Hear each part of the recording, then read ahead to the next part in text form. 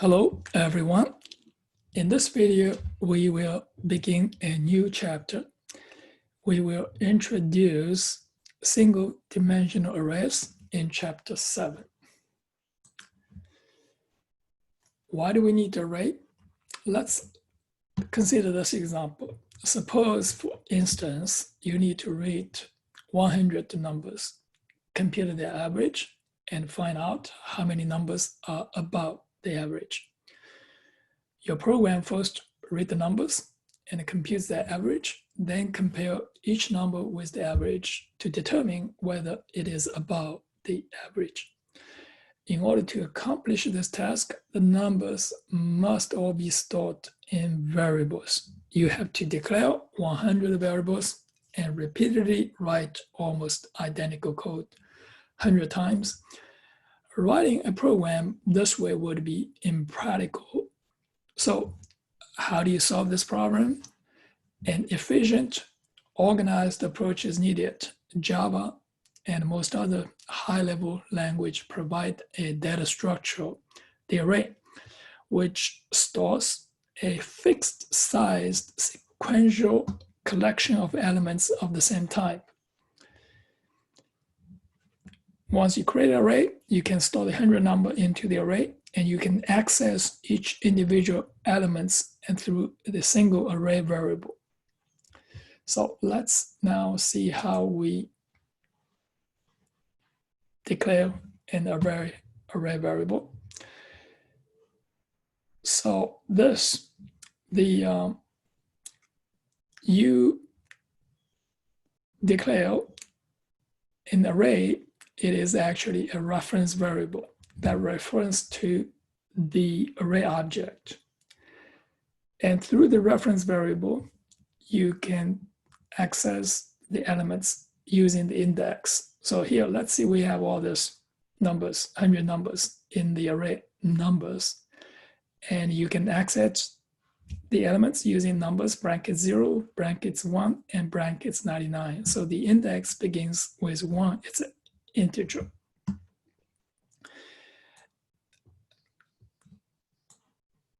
Now, let's get to this now here is we're going to have this syntax here declaring array variable. This is the syntax, the array reference variable, and the element type in the array, and this is the brackets. So this is the syntax to declare an array reference variable. And this is the example right here. It's the double brackets, my list. So my list is a reference variable for an array of double elements. Now, what is actually the array? So we now look at this creating array. So to create an array, you use this syntax is new element type, brackets, the array size. And the example here is, so you have this new element type, the array size here. You assign this array to the reference variable, array reference variable here. And here's an example. This is array reference variable is my list. My list was declared as a double brackets, and this is new double 10.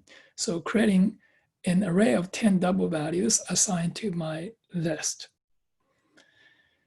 And this is the example. You're going to assign the values to the elements in my list. My list of brackets 0, brackets 1, and brackets 9. So look at this diagram. You have all this right here. And this, my list, is a reference variable that refers to the array. And this is the element value here at this index 5.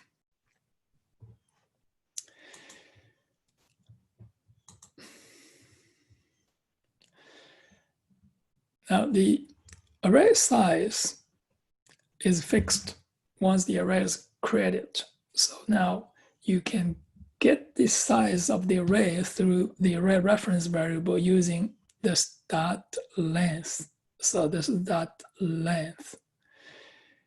And for example, this my list dot length for the my list defined in the preceding page, that is 10 elements. So this is 10. When you create the array, the elements are assigned to default values. It's 0 for the numeric array, and for the array of character type, so that is all this Unicode is 0, 0, 0, 0. And for the Boolean array, the element of default value is false.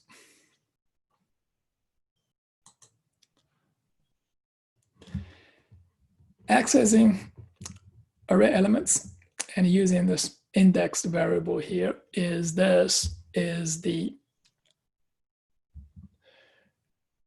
you can treat this array reference variable brackets index. You treat this just like a variable. You can assign value to it and you can get the value from it. So that is this indexed variable. For example, here. So this my list bracket 0 plus my list brackets 1. So the value from these two elements are added into my list brackets 2. You can write a loop here to assign value into my list brackets I. Just assign the value of I itself into my list brackets I.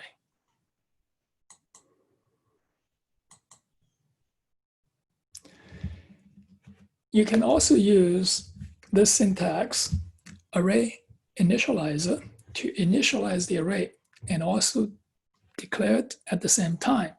So this is my list double brackets, and at the same time, you create the array with 4 elements and their values are initialized here. And this is equivalent to writing this 5 lines. So you first create the array, then assign the value. So obviously, if you have just a couple of values, you know it already, and write it this way, it's much simpler. So this is called array initializer.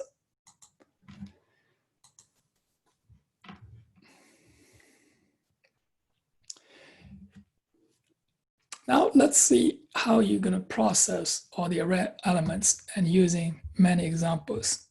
So I'm going to ask you to read this initializing array with input values, initializing array with random values. See the code right here. Displaying the array, and how do you write the code here to display the array?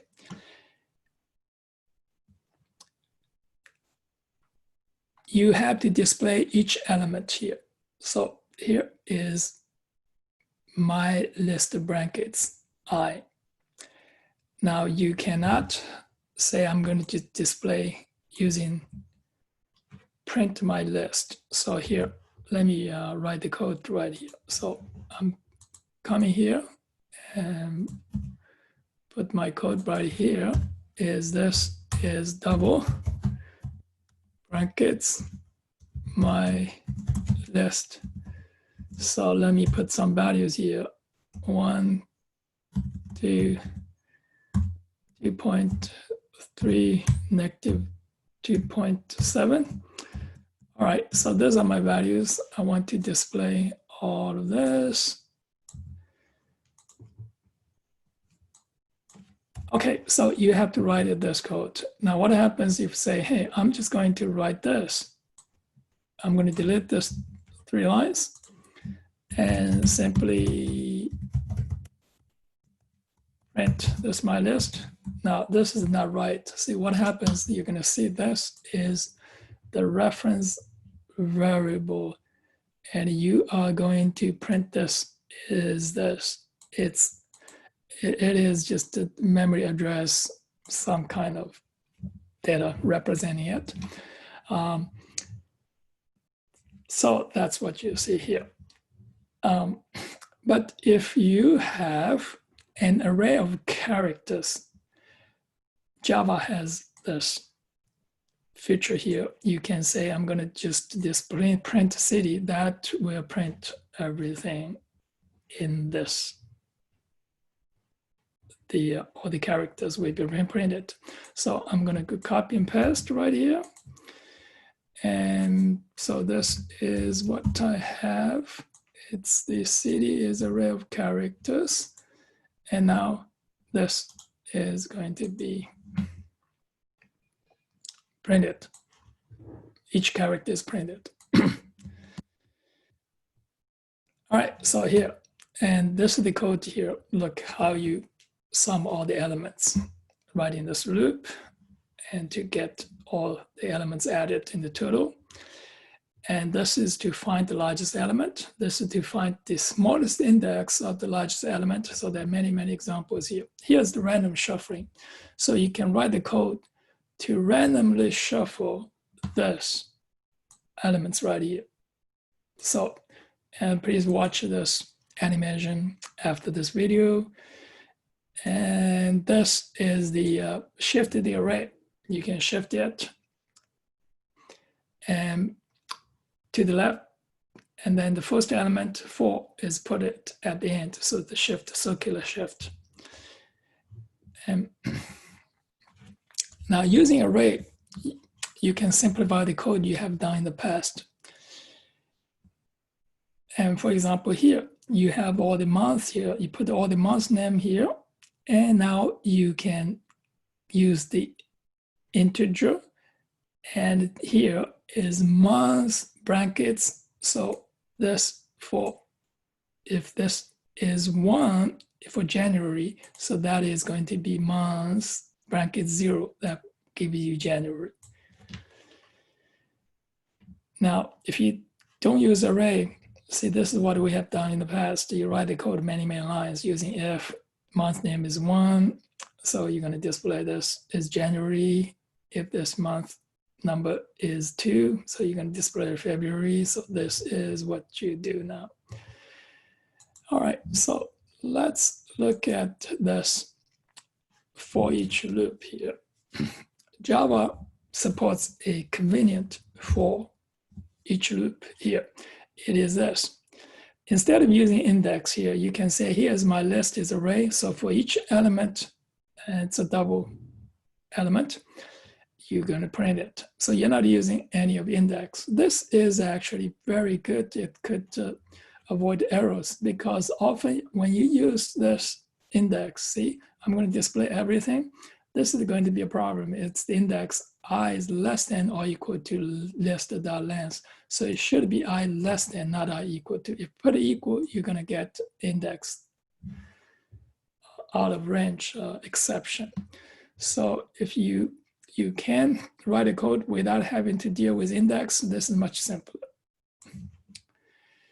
That is all for this section. We'll see you on the next section.